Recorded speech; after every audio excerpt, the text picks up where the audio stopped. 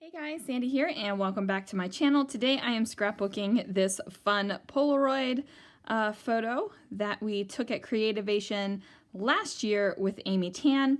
I am going to be using the card that she put it in, the photo, and the washi she used. I'm also going to be using a Scrapping Reflections stencil and some PinkFresh Studio products. So let's see what I can do.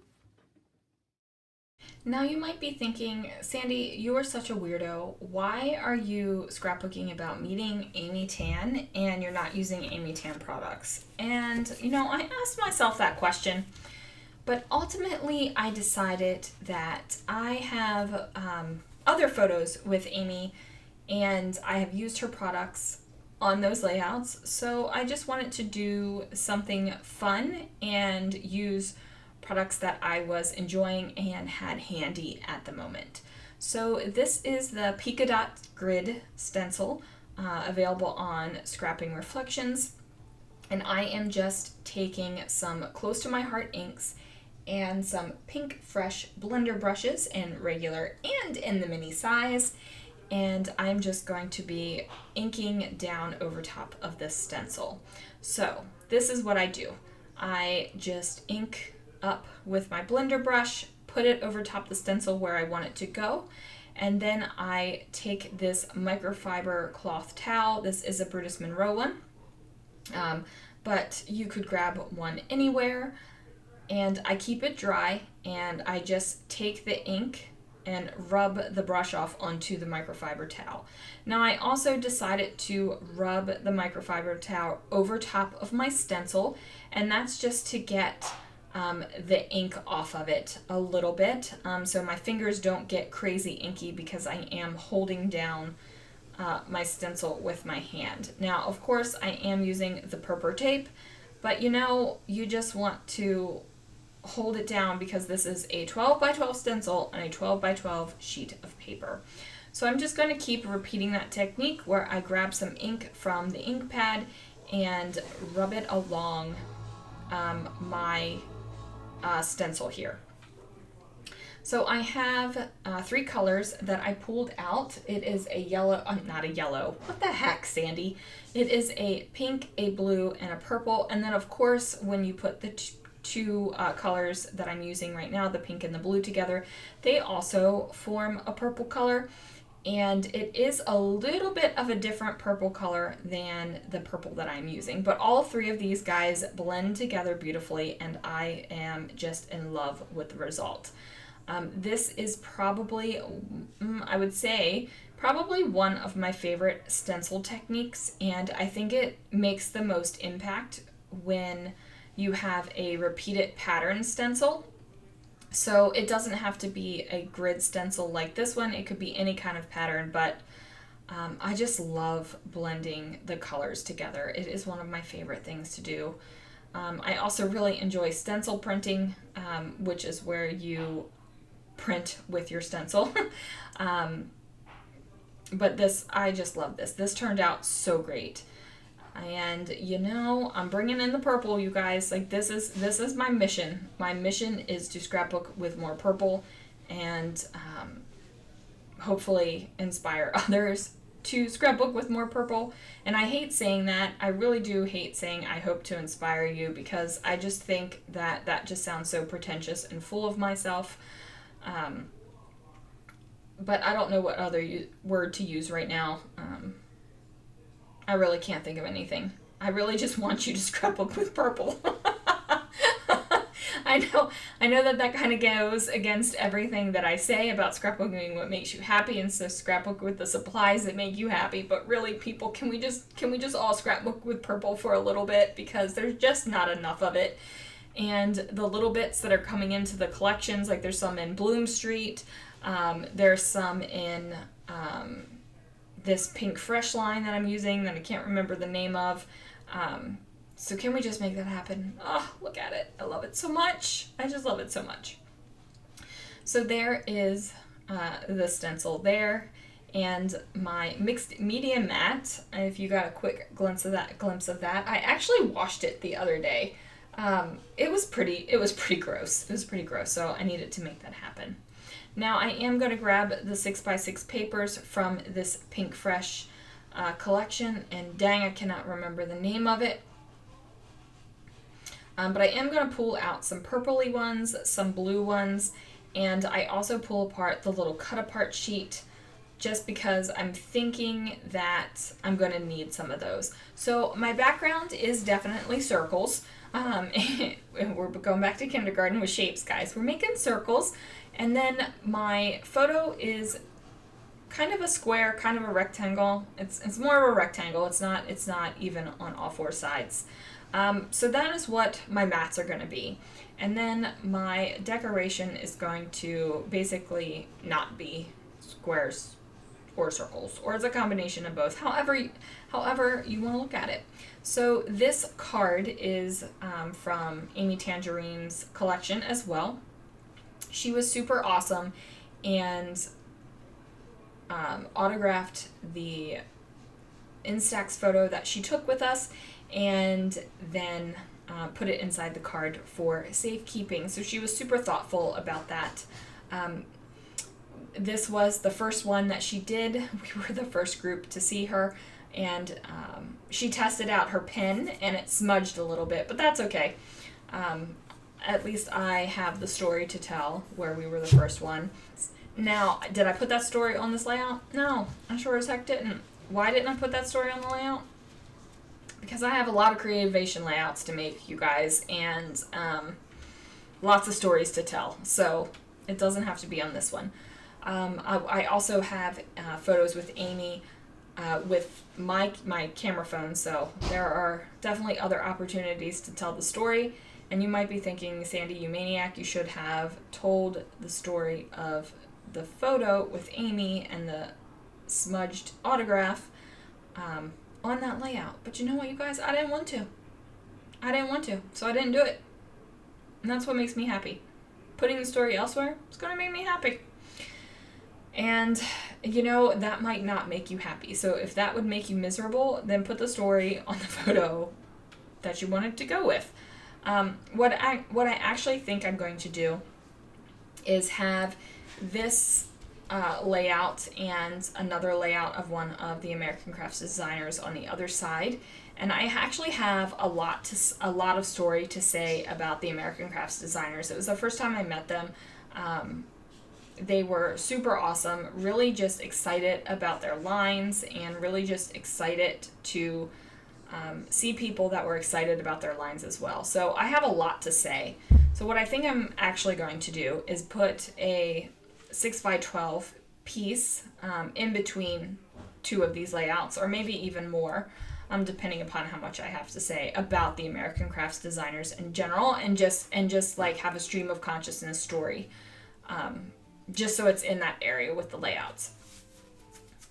And I'm doing that because that's what I want to do.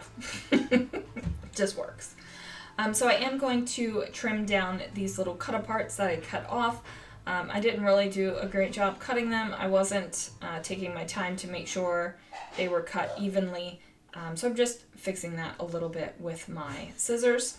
Now I do figure out how I want them to go on the layout.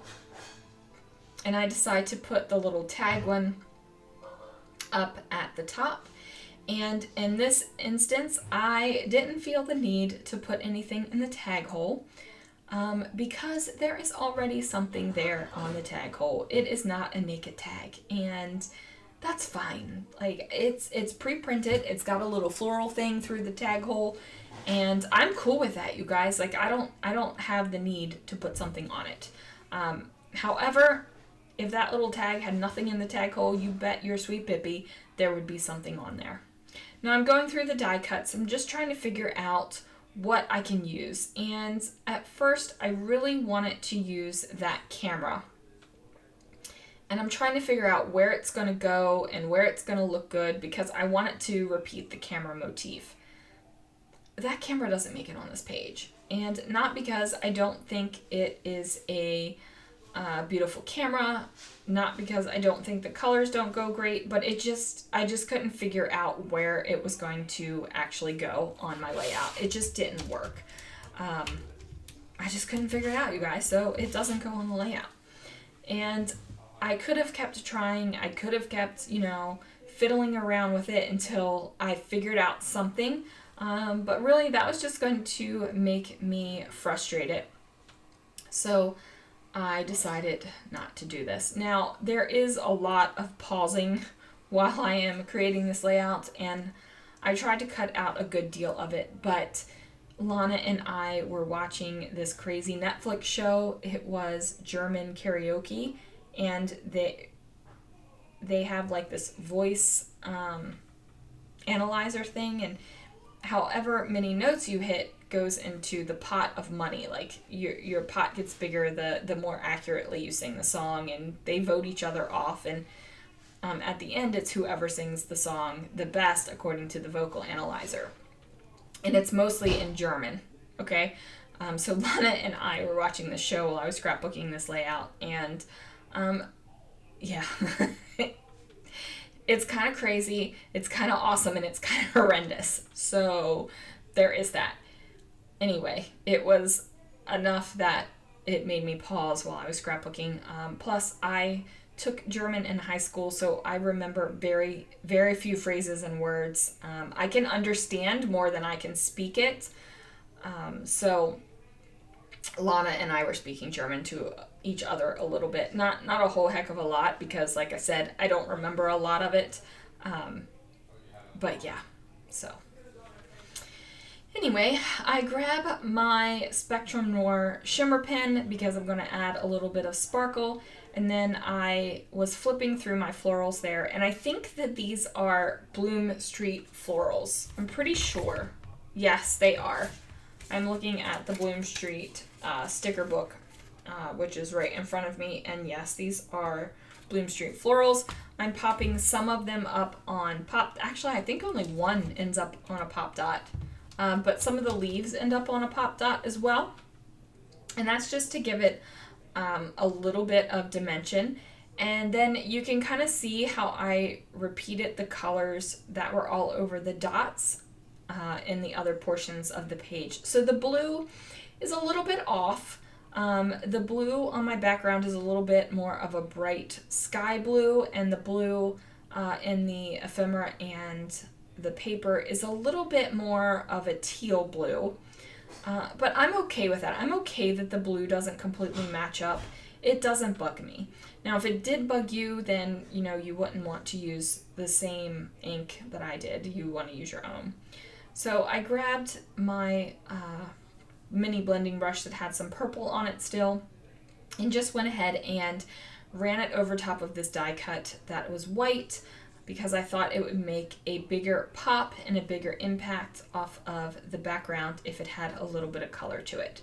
So I took that Spectrum Noir shimmer pen and just filled in some of the centers of the flowers, and it gives it just a teeny tiny little bit of shimmer.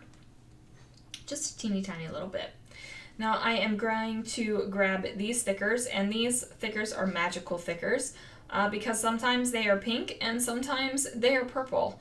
And in this case, they definitely look more purple, but I have had them on layouts where they look more pink. So there we have it. So I have made the title Amazing Amy, and I don't want to just have the sparkle right here in the title. I want to bring the sparkle in a little bit more.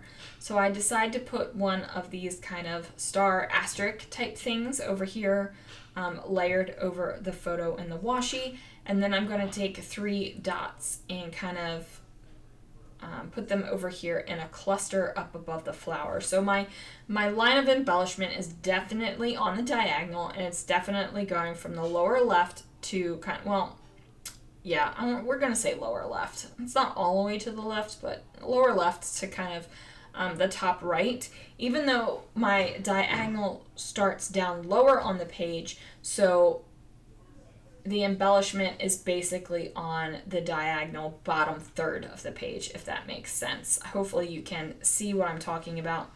I'm actually running my hand over the layout right now, like you guys can see what I'm saying right now, but you can't.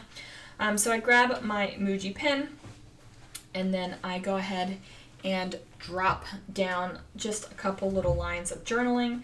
And basically, I just said meet all of the designers on the show floor. Amy was super fun, and she made sure to spend time with everyone. And then, like I said, I will have the extended journaling later. I'm not going to worry about that. Now, I felt like there was a lot of black on the page where the cameras were, and then Amy's handwriting, and then my writing. And I felt like I just needed a couple little pops of black elsewhere. I thought about a doodly border. I nixed that because I love the background that much. Like, nope, didn't need it. What I did do was grab a couple black kind of enamel dot type things and put them on the page.